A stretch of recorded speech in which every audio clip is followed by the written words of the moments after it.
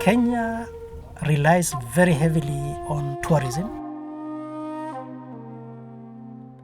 The tourists who come to Kenya, the first species that they would want to see are the lions.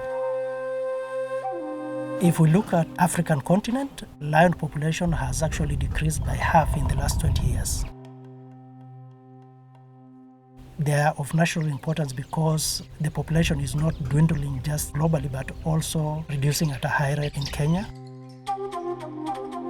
One of the major threats to wildlife, and specifically lion, is habitat loss.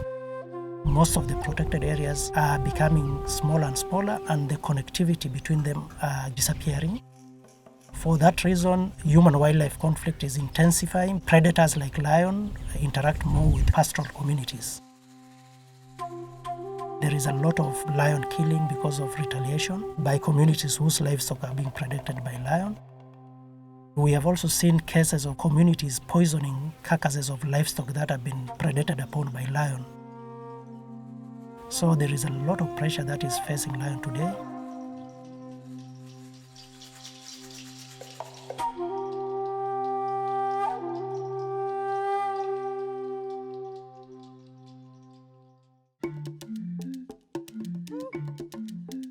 In Kenya, we estimate about 2,000 lions. This estimate has been around for the last 8 or 9 years. And this number is derived from different census that happens across the country using different methods. The problem with aggregating these numbers is that you end up getting numbers from census that are not reliable. We think that it is time to look at the population again and validate it using a sound scientific method.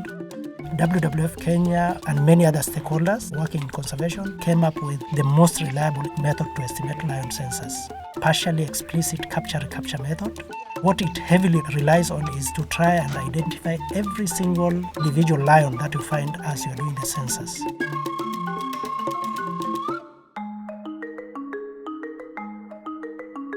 Doing the census is a nice experience because we go camp in the field. We get that experience of just staying there in the bushes.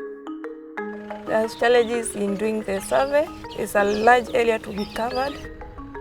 Sometimes you're like, I'm not sleeping today. If you have not seen lions for 2 consecutive days, you're saying, today I'll stay up to listen to the lions, and tomorrow we head to the direction where I hear them. Finding the lions for quite some time without locating any, you are so thrilled.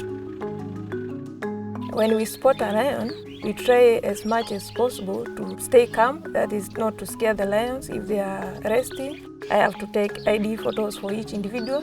That is the left side of the whiskers and the right side, and also any other mark which is unique like broken teeth or some scars on the face, because they will help with the identification of the lion. Spot whiskers are different for each individual lion that you see. They are almost used as a human fingerprint, so you can identify one individual from another. Our idea is to use this method across Kenya and then to verify whether the 2,000 estimate that we have had is actually true or not. You are able to look back and see whether your conservation efforts have paid fruit in terms of increasing the number of population of the species that you are conserving, but also to be able to use the census numbers to plan where you are going to put your conservation effort.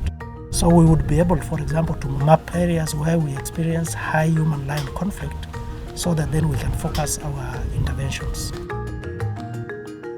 I think if we take decisive action now and we ensure that communities understand that lions are important for them and that they can also improve their livelihoods, and we try to address the challenges around retaliatory killing and challenges around conservation, I am positive that lion population will go up.